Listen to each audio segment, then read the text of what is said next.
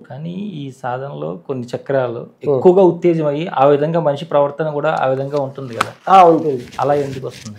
ఈ శరీరానికి ఫస్ట్ ఆధారం ఏది? మూలము, మూలాధార చక్రం గుదస్థానం దగ్గర ఉంటుంది. ఆ చక్రం కరెక్ట్గా పని చేయకపోతే ఎముకలకు సంబంధించిన రోగాలు, పైల్సు, మలబద్ధకము, అహం ఎక్కువ ఉంటుంది. భూతత్వం అది, దాన్ని భూతత్వం అంటారు, భూలోకం అంటారు. 7 లోకాలు ఉన్నాయి శరీరానికి, అవి మళ్ళీ చెప్పుదాం. అందులో అహం ఉంటుంది, నేను నాది అనేది ఎక్కువ ఉంటుంది. అజ్ఞాన స్థితి అంటే మూలాధారం, అక్కడ గణపతి అధిపతి, 4 దళములతో అది ఉంటుంది. ఎప్పుడైతే మనం ఆ చక్రాన్ని మనం అంటే జాగృతి చేసుకున్నటువంటి వాళ్లకు శరీరము బాగా పుష్టిగా ఉండడము, మరి ఇంకా వేరే నాది నేను అహం అనేది తగ్గడము, ఇంకొకరిని విమర్శించే లాంటివి అవన్నీ వదలడము, తిన్న ఆహారం నుంచి అలాంటి ఇబ్బంది లేకుండా షాపీగా ఇది కావడము, ఇవన్నీ ఉంటాయి. దాన్ని వాళ్ళు సాధనలో చక్రాన్ని ఎలా వాళ్ళు యాక్టివేట్ చేసుకోవాలంటే లమ్ అని బీజాక్షరం ఉంటుంది. ఏకాంతంగా నిశ్శబ్దంగా కూర్చొని ఆ లమ్ అనే బీజాక్షరాన్ని వాళ్ళు జపిస్తూ ఉండాలి. ఎంత జపిస్తే అంత ఫలితం ఉంటుంది. దాన్ని బట్టి అది చక్రము ఇచ్చేసుకుంటే అప్పుడు అక్కడ ఉన్న సమస్యలన్నీ తీరిపోతాయి. మనం 1, 2 చెప్పాము, చాలా ఉన్నాయి గుదస్థానంలో రోగాలు, అవన్నీ కూడా ఆ చక్రం ఎఫెక్టే. ఇంకా స్వాదిష్టాన చక్రం ఎక్కడ లింగ జననేంద్రియంలో ఉంటుందన్నమాట. అది యాక్టివ్ కాకపోతే బుద్ధికి సంబంధించిన ఈ శివునికి సంబంధించినవన్నీ కూడా అక్కడ ఉంటాయి. శివుడు రావడము, తర్వాత ఎక్కువ కోపం రావడము, చెప్పిందే పత్తూరులో ఇన్నే అర్థం కాకపోవడము, ఇంకా నేను తప్పితే ఇంకెవరు నిన్ను బతికించలేడు, నానుంటే మీరు బతుకుతున్నారు అనే భావనలు ఎక్కువ అలాగే ఉండిపోతారు. వాళ్ళదే నమ్మాలి, ఎవరు చెప్పింది వినరు, అలాంటి స్వభావంలో వాళ్ళు ఉండిపోతారు. దాని నుంచి మగతనం తక్కువ కావడము, సంతానం లేకపోవడము, స్త్రీలకైతే గర్భకోశంకు సంబంధించినటువంటి రోగాలన్నీ రావడము, మూత్ర విసర్జనకు సంబంధించిన ఇలాంటివన్నీ కూడా ఆ చక్రము పనిచేయకపోతే అక్కడ ఆ ఎఫెక్ట్ ఉంటుందన్నమాట. దాన్ని వమ్ అనే బీజాక్షరం ఉంటుంది, అది 6 దళములతో ఉంటుంది. అక్కడ వమ్ అనే బీజాక్షరాన్ని వాళ్ళు ప్రశాంతంగా కూర్చొని దాన్ని సాధన చేసినట్లయితే అది శుద్ధి జరుగుతుంది. శుద్ధి జరిగినప్పుడు అక్కడ వచ్చే రోగాలన్నీ కూడా ఇదైతే.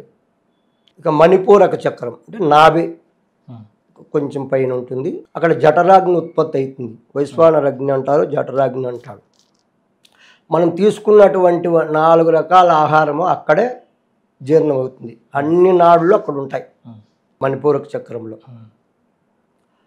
అక్కడ యాక్టివ్ అది సరిగ్గా పని చేయకపోతే షుగరు, తినింది అరక్కన్న పొట్ట ఉబ్బడము, కొవ్వు పేరుకుపోవడము,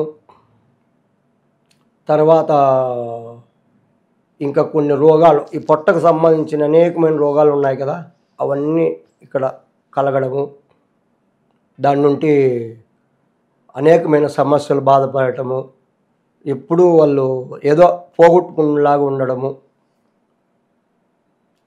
ఏ పని చేద్దామన్నా వాళ్ళకు ముందుకెళ్ళలేరు, వేరే వాళ్ళపైన ఆధారపడే ఉంటారు వాళ్ళు. వాళ్ళ సొంత తెలివి, సొంత బలము నమ్మకుండా వేరే వాళ్ళు చెప్పిన దాన్నే ఆలోచిస్తూ మళ్ళీ అది కూడా సరిగ్గా చేయకపోవడము, ఇలాంటివన్నీ గురవుతుంటుంది అక్కడ. దానికి రమ్ అని బీజాక్షరం ఉంటుంది. దాన్ని వాళ్ళు సాధన చేసుకున్నట్లయితే అది 10 దళములతో ఉంటుంది అక్కడ పుష్పం. అది రమ్ అనే అక్షరాన్ని వాళ్ళు జపిస్తూ ఆ చక్రాన్ని వాళ్ళు యాక్టివేట్ చేసుకో భావన పెట్టాలి. ప్రతి ఒక్క చక్రం మీద భావన పెట్టాలి. భావనతో అది చేసుకున్నట్లయితే అక్కడ ఉన్న క్లియర్ అవుతుంది.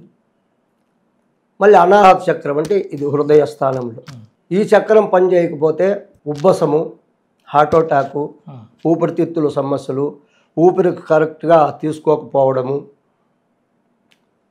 మూర్ఛ, ఇలా రోగాలన్నీ ఉన్నాయి కదా, నిశ్శక్తి, నరాల బలహీనత, ఇవన్నీ కూడా దీని నుండి వస్తాయి. మెయిన్ ధైర్యం కోల్పోవడము, చిన్నపిల్లవాడైనా కూడా భయపడము, అంతా కూడా నేను ఇంక ఏది నా చేత ఏది కాదు, నాదేదో అయిపోయింది నా కథ అనేలాగా ఉండడము, ఇవన్నీ కూడా అక్కడ వాళ్ళు అనుభవిస్తుంటారు మానసిక అలాగా.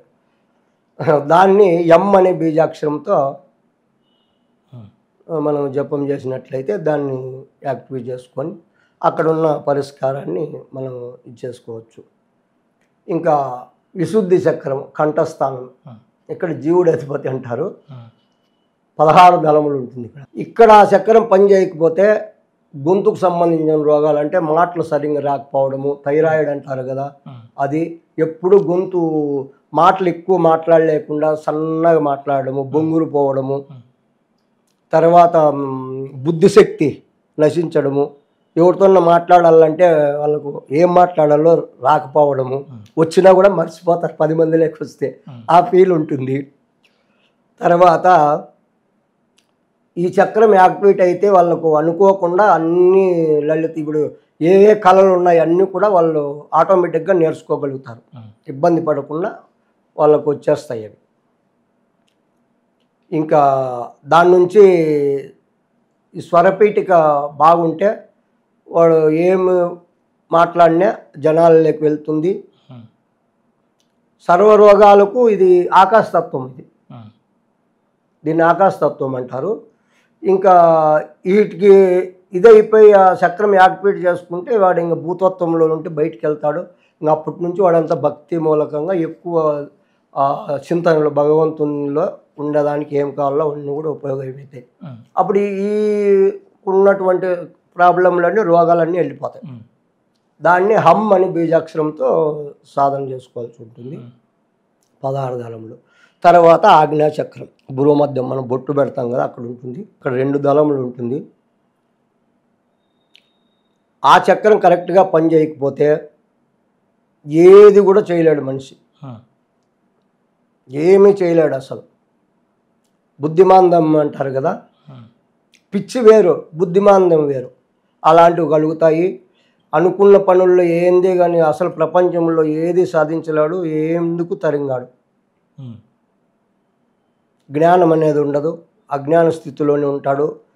ఎన్ని చెప్పినా వానికి వంట పట్టదు. ఇది బాగుంది అనుకో, దూర శ్రవణము, దూరదృష్టి, మూడో కన్ను అంటారు కదా, జ్ఞాననేత్రం, అది వికసించడము, తెలుసుకోవడము, దాని నుండి ఎదుటి మనిషిని చూస్తానే వానికి అన్నీ చెప్పేటివి కలగడము, ఏదైనా తెలియకపోయినా కూడా లోపల పలికిచ్చే శక్తి ఒకటి రావడము, తేజస్సుగా ఉండడము, 10 మంది గౌరవించడము, ఆధ్యాత్మికంగా మంచి మంచి విషయాలకు ఉపయోగపడుతుంది. అలా వెళ్తారు వాళ్ళు. అందుకే ఎప్పుడు ఇక్కడ బొట్టు పెట్టాలి అని చెప్తారు మన వాళ్ళు. ఎందుకంటే ఇక్కడ 3 నాళ్ళు కలుస్తాయి కదా, ఇడా పింగళ సుసుములు. అందుకే ఇప్పుడు ఎప్పుడు బొట్టు పెడుతూ ఉంటే ఈ స్పర్శ వల్ల అది యాక్టివేట్లో ఉంటుంది, ఆ సమస్యలు రావని చెప్తారు. దానికి అని బీజాక్షరం ఉంటుంది. దాన్ని జపం చేయడం వల్ల ఆ చక్రం చెడిపోయింటే దాన్ని బాగు చేసుకోవచ్చు.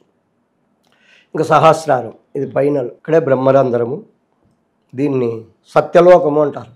మన బాడీలో 7 లోకాల్లో సత్యలోకం. ఇంక ఇక్కడ వెళ్ళిన తర్వాత ఇంకా అతనికి ఈ చక్రం బాగుంది అనుకో, అతను ఇంకా ప్రపంచంలో ఏదే కానీ కావాలనుకోడు. ఒకడు ఏది చేస్తున్నా దాని గురించి పట్టించుకోడు, తప్పు అనడు, కరెక్ట్ అనడు, ఒకరిని విమర్శించేది ఉండదు, ఒకరిని పొగిడేది ఉండదు. ఆ స్థితిలో వాడు ఇంకా ఆధ్యాత్మికంగా తన్ను తాను తెలుసుకున్నటువంటి మహనీయుడు ఎలా ఉంటాడో, స్థితప్రజ్ఞుడు అంటారు కదా, ఆ స్థితిలో ఉండటానికి ఇది బాగా పనిచేస్తుంది. అందుకే ఇది సహస్రార దళములు 1000 దళాలు అన్నారు, పనిచేస్తుంది. ఇది కరెక్ట్గా పని చేయకపోతే మెంటల్ పిచ్చి అంటారు కదా, పిచ్చి ఆసుపత్రి, పిచ్చి ఇంకా దానికి సంబంధించినవన్నీ కన్నులు కనపడకుండా పోవడము, చాలా రకాలుగా అన్నీ మన శరీరానికి ఎక్కువ రుగ్మతలు అంటే ఇక్కడ నుంటే వస్తాయి. మణిపూరక చక్రం తర్వాత ఇక్కడ నుంటే మైండ్, ఇదే కదా మెయిన్. తలకాయ అంత కొండ ఎక్కడా లేదు, శరీరానికి పెద్దదంటే తలే కదా. అందుకు ఈ చక్రం అలా ఉంటే అలా జరుగుతాయి. అలా లేకపోతే ఇలాంటివన్నీ కూడా ఉపయోగపడతాయి. వాళ్ళకు అజ్ఞానంలో ఫుల్ అజ్ఞాన స్థితిలో ఉంటారు. భక్తి అనేది వాళ్ళకి తెలియదు, చెప్పినా కూడా వాళ్ళు నమ్మరు. ఎప్పుడు వాళ్ళు ఏదో ఒకటి గొడవలు పడడము, పిచ్చి ఆలోచనల్లో అలాగా బుద్ధిమంది అలాగే ఉండిపోతారు వాళ్ళు. అప్పుడు మనం దానికి ఓం అని బీజాక్షరం ఉంటుంది, దాన్ని మనము జపం చేయడం వల్ల అది శుద్ధి జరుగుతుంది.